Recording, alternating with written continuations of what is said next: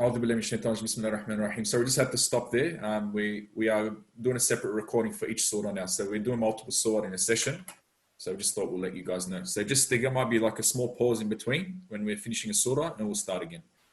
So can everyone open up to Surah al-Inshiqaaq? Surah al-Inshiqaaq is a Makki surah and it has 25 verses. There are three major themes in this surah. The first theme is describing the Day of Judgment. And again, we keep saying this repetition. The repetition here is the importance of the matter with Allah subhanahu wa ta'ala and for all of us. Again, Juz Amma, Juz Yawm al-Qiyamah, or as-Seerah. What else? And also motivating people to do good deeds, verse 6. We go into the second theme, describing the consequences of belief and disbelief. And then Allah subhanahu wa ta'ala, from verses 16 to 19, makes oaths. And He also strikes fear in the people and for those that are scolding the believers, and a scolding for the disbelievers as well. And this is from verse 20 to 25. So what does Inshiqaaq mean? Before we get in there, what I wanted to do is, I'm going to mention a quick hadith regarding this surah. The Prophet ﷺ mentions, he says, the Prophet ﷺ in a hadith mentions, whoever wishes to see the Day of Judgment unfolding as if they are seeing it with their very eye, let them ponder Surah al-Taqweer, Surah al-Infitar, and Surah al-Inshiqaaq. These three major surah. And this is what, and Imam Tirmidhi has deemed these hadith as Hasan. So what we have here, this word Inshiqaaq, إِذَا السَّمَاءُ انشَقَّتْ, the first verse, إِذَا السَّمَاءُ انشَقَّتْ, is that when it will crack or rip apart. Now what happens here, Inshiqaaq, we have Inshiqaaq, we also had Infitar previously in the surah. They have a very similar meaning, which is to crack, rip, or split. But Inshiqaaq is specifically is what is mentioned as a complete tearing or a complete ripping of something. And this is usually to what? Referring to the sky or the moon or a rock. And this is something what? The seriousness of this matter. وَأَذِنَتْ لِرَبِّهَا وَحُقَّتْ, obeying its Lord as it rightly must. What does this mean? وَأَذِنَتْ. So the word comes from adhan or idhan. The idhan means I give you permission. The word permission. Or adhan means I'm going to obey a command. So it's coming in as a receiver. So the receiver here is the actual earth, the skies. Allah subhanahu wa ta'ala orders it to what? To all of it to be in destruction now. All of it's going to be destroyed. And what does it do? وَأَذِنَتْ, it obeys its Lord as it rightly must do so. And truly, this is a reminder for us that the lesson for us here is everything is under the command of Allah subhanahu wa ta'ala, and they listen to the orders and commands of Allah. Whether trees, whether animals, whatever it may be, angels. The only two creations are mankind and jinn, where we have the concept of free will. Everything else in creation obeys, but Allah reminds us also we need to obey Allah subhanahu wa ta'ala, just like the great creation around us does so. وَإِذَا الْأَرْضُ مُدَّتْ, and when the earth is what? Flattened, that this earth received great mountains, as we mentioned before, these great valleys, these great buildings, all of this is going to be what? Flattened. And a reminder for us that those spending time investing into this record abode of dunya, that one day all of this will be what? Will be a earth that is flattened, crushed and gone. وَأَلْقَتْ مَا فِيهَا وَتَخَلَّتْ, and cast out in its contents and becomes empty. What is this contents? The Mufassirin mentioned here, the contents are the people in the grave. So those dead bodies that are inside those graves will what? Will come out and cast out in contents and becomes what? Becomes empty. And what it also mentions here is that becomes empty, meaning all the material things and treasures are now what? Empty. There's nothing there. وَأَذِنَتْ لِرَبِّهَا وَحُقَّتْ. Again, Allah subhanahu wa ta'ala repeats this verse again. And we say here, the repetition here is again to show the importance of this matter. That everything will listen and will obeying Allah subhanahu wa ta'ala on this day. Now Allah subhanahu wa ta'ala links this beautiful verse and a reminder, Ya ayyuhal insan, O mankind. Again, as teachers here were mentioning, if the difference between insan or Ya ayyuhal ladhina amanu, insan is for all mankind. He reminds everyone. Ya ayyuhal ladhina amanu are the believers. Innaka kadihun. Oh, this word here, it's a little bit difficult. Innaka kadihun ila rabbika kadahan famulaqi. So kadihun, what does this mean? Is that it comes from the word like we're struggling, we're toiling away, we're working hard. And this, they have some differences of opinion. We're working hard in this dunya. We're working very hard in keeping a livelihood. We're working hard generally in life. But what Allah is mentioning here, that no matter how hard we're working, إِنَّكَ كَادِحٌ إِلَى رَبِّكَ كَدْحًا فَمُلَاقِيهِ. That the eventual thing is what? No matter how hard you're working, that you're going to eventually do what? You will meet Allah subhanahu wa ta'ala, and you will meet and you will find your deeds present on that day in front of Allah subhanahu wa ta'ala. فَأَمَّا مَنْ أُوتِيَ كِتَابَهُ بِيَمِينِهِ. So we're going into the second theme. So those that get their books in their right hand, and generally the right hand symbolizes, whenever right hand is mentioned, something which is good. And this is, we mentioned it previously, that they'll be given also, that the record will be in عِلِّيِّينَ. تمام. فَسَوْفَ يُحَاسَبُ حِسَابًا يَسِيرًا. So those, inshallah, all of us of those, and say Ameen, that we receive our books in our right hand. They will be given a what? An easy reckoning. And this is an example, if anyone's in any business field or accounting, that when someone comes in as an external auditor, we might call in an auditor ourselves to say, come and audit our business. Generally, they're going to come in, they'll scrutinize, and it's going to be something that's a bit soft. But the ones that are done by the Australian Taxation Office, for example, or the government that comes in, is going to be very difficult. And anyone that is being on the receiving end of that audit will tell you how difficult the matters become. And this is something on the Day of Judgment. There's an actual hadith that mentions here that from Ibn Mulaika, that Aisha radiallahu anha, whenever she had a question or anything she was unsure of, she'll go to the Prophet ﷺ straight away to rectify. And she said, and Aisha said, once the Prophet ﷺ said, whoever will be called to account, so whoever be asked on the Day of Judgment, surely will be punished. She responds to him with this ayah. She says, doesn't Allah say, فَسَوْفَ يُحَاسَبُ حِسَابًا يَسِيرًا? From Surah al-Inshiqaaq, the Prophet ﷺ mentions this what? This means that the presentations of accounts, but whoever will be argued about accounts. So what's the argument now? That now we're going into depth, an in-depth order of your account of deeds, that what happens here will certainly be ruined. And when the questioning starts, it's going to get very difficult. So may Allah subhanahu wa ta'ala make us of those that He gives us. فَسَوْفَ يُحَاسَبُ حِسَابًا يَسِيرًا. Ameen. وَيَنْقَلِبُ إِلَىٰ أَهْلِهِ مَسْرُورًا. And on top of this, look at this word we had before, the inqalab. Remember the word that inqalab means they return, they go back. This one now, وَيَنْقَلِبُ إِلَىٰ أَهْلِهِ مَسْرُورًا. They will go back to their families. The previous kuffar will go back to their families making fun of the believers. The believers now, they go back to what? Their families rejoiceful. In where? In Jannah. In eternal abode of happiness and bliss.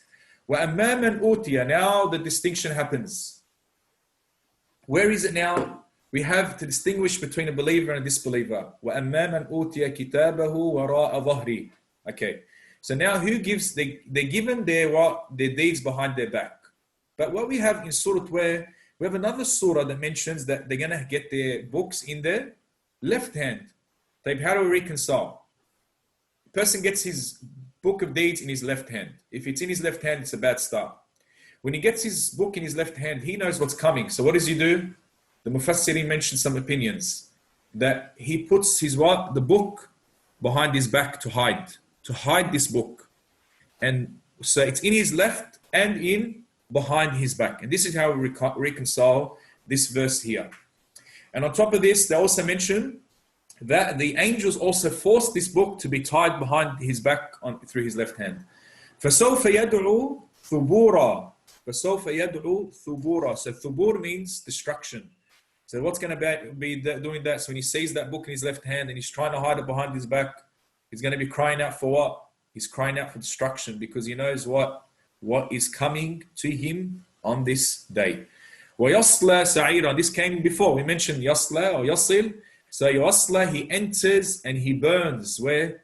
He enters and burns and roasts in. So yasla sa'ira. The word sa'ira means what? A burning blaze or a burning furnace. So why? Allah says now, what was he like? Or what was she like? إِنَّهُ كَانَ فِي أَهْلِهِ مَسْرُورًا. So fi ahlihi is amongst his family. Masrura comes from the word what? Happiness. So he was a very happy person, or she was a very happy person. And what happens here? Generally, these people live the life of adornments. They did whatever they liked. They lived we don't go against living Allahumma atina fi dunya hasana wa fil akhirati hasana. We are allowed to live a life of happiness in dunya and akhirah. But this happiness is on jeopardizing what Allah subhanahu wa ta'ala and His boundaries and His commands.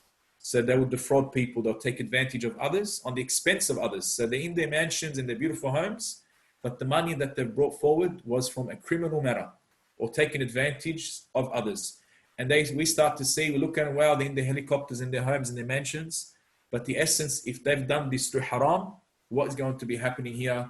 So إِنَّهُ ظَنَّ أَن لَن يَحُورَ. On top of this kafir, this mujrim, he thought what? إِنَّهُ ظَنَّ, the word ظَنّ means, he's like, you're suspicious, or he thought what? أَن لَن يَحُورَ. That word yahur, it's a bit of a different one. Yahur means to return. So yahur comes from the word hara, it comes back to its original position. Do you not think, O kafir, you're not going to come back to Allah subhanahu wa ta'ala? Bala, Allah responds, Bala. Yes, indeed. Inna rabbahu kana bihi basira. This is a reminder for all of us, especially when we see the oppressions that are happening all around the world. We have relief that we know Allah is watching over every transgressor, over every evil tyrant.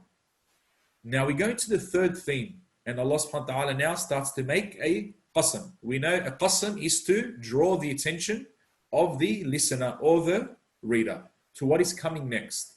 فَلَا أُقْسِمُ بِالشَّفَقِ. And Allah swears by the shafaq. Now the shafaq, there's a few differences of opinion. So for example, Al-Mujahid, who's a great tabi'i, he says, Ash-shafaq means a glow of sunset. Or he also mentions that from the glow of the sunset, that he also mentions the whole day. Allah swearing by the sunset, and when the sun comes out for that day, وَاللَّيْلِ وَمَا وَسَقْ, and this connects Allah swearing by the sunset and the day, then the night. وَاللَّيْلِ وَمَا وَسَقْ. The word wasaq means to what? To hide something or to cover. And it covers what?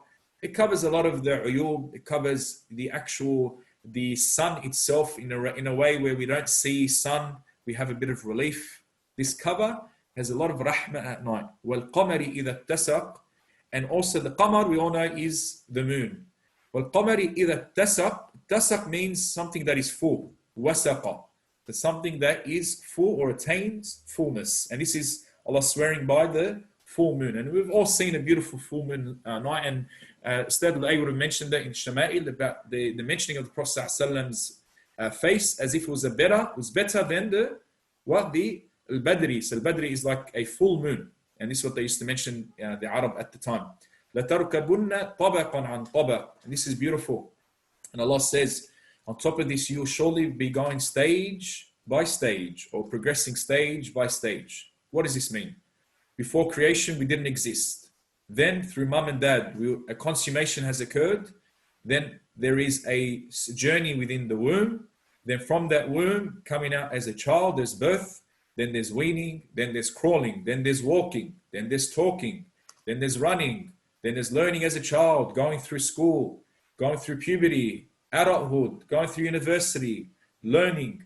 Then we're going in and working. We're getting married. We're having children. We reach an old age. We get sick. This is the sunnah of Allah subhanahu wa ta'ala. And when we get sick, we get old, we die. When we die, we enter our graves. When we enter the graves, we'll be resurrected. And when we're resurrected, we face judgment and we enter either Jannah or Jahannam. And this is the stages of the sunnah of the creation of Allah subhanahu wa ta'ala. And on top of this, Allah says, after all this that you're seeing, the generation after generation after generation have produced. فَمَا لَهُمْ لَا يُؤْمِنُونَ. What is wrong with you that you do not believe in Allah subhanahu wa ta'ala, your creator? وَإِذَا قُرِئَ عَلَيْهِمُ الْقُرْآنُ لَا يَسْجُدُونَ. And on top of this, that when the Quran is recited to you, O Ahl Quraysh, O disbelievers today, that you are not people that prostrate out of humbleness and out of the reality of the true reality of Allah subhanahu wa ta'ala, that we do not prostrate in front of Allah subhanahu wa ta'ala. And here, there's some ikhtilaf from some of the ulama that is this a verse of prostration or not. The Hanafi madhab mentions that this is deemed mandatory to prostrate here. Others say no. But generally the key here is that we as believers, وَإِذَا قُرِئَ عَلَيْهِمُ الْقُرْآنُ لَا يَسْجُدُونَ. The many ulama justify that we are not like others. So when we hear this, what do we do in response? we make sajda. بَلِ الَّذِينَ كَفَرُوا يُكَذِّبُونَ. But on top of this, not only do they not prostrate, they also deny. بَلِ الَّذِينَ كَفَرُوا, the Ahl Quraysh and many till today, they also deny and reject that this Quran is from Allah subhanahu wa ta'ala. وَاللَّهُ أَعْلَمُ بِمَا يُوعُونَ. Allah subhanahu wa ta'ala knows. Yu'un means something that is kept within a person or within their memory. And Allah knows what they're keeping inside them and what is their true beliefs. فَبَشِّرْهُمْ. This istibshar here is a form of istiskhar. So Allah subhanahu wa ta'ala, Allah uses this sarcastic manner many times in the Quran to do what? To increase the psychological punishment upon this person. So فَبَشِّرْهُمْ, give them glad tidings of what? Of a painful torment. إِلَّا الَّذِينَ آمَنُوا وَعَمِلُوا الصَّالِحَاتِ. And Allah says, look at this rahmah of Allah, that on top of this, that after all this, and we'll get this in many of the other surah, إِلَّا الَّذِينَ آمَنُوا, except those that believe, even those that did all of this, they come back and repent to Allah subhanahu wa ta'ala and believe, then what is the eventual thing? إِلَّا الَّذِينَ آمَنُوا وَعَمِلُوا الصَّالِحَاتِ لَهُمْ أَجْرٌ غَيْرُ مَمْنُونَ. Except those who believe, وَعَمِلُوا الصَّالِحَاتِ, they do good deeds, لَهُمْ أَجْرٌ, the ajr means the reward, غَيْرُ مَمْنُونَ. غَيْرُ مَمْنُونَ means what? It will never, ever, ever be cut off. And it is eternal bliss. And may Allah subhanahu wa ta'ala make us of these people, inshaAllah. May Allah subhanahu wa ta'ala accept from us. We've gone through another surah, and we need to remind that this purpose of the surah today is what? A reminder of the greatness of the Day of Judgment, a reminder for us to rectify our lives, and a reminder for us that we all need to come back to Allah subhanahu wa ta'ala. Wa akhir da'wana and alhamdulillahi rabbil alameen. I'll be stopping the video and we're going to go into the next surah and next recording.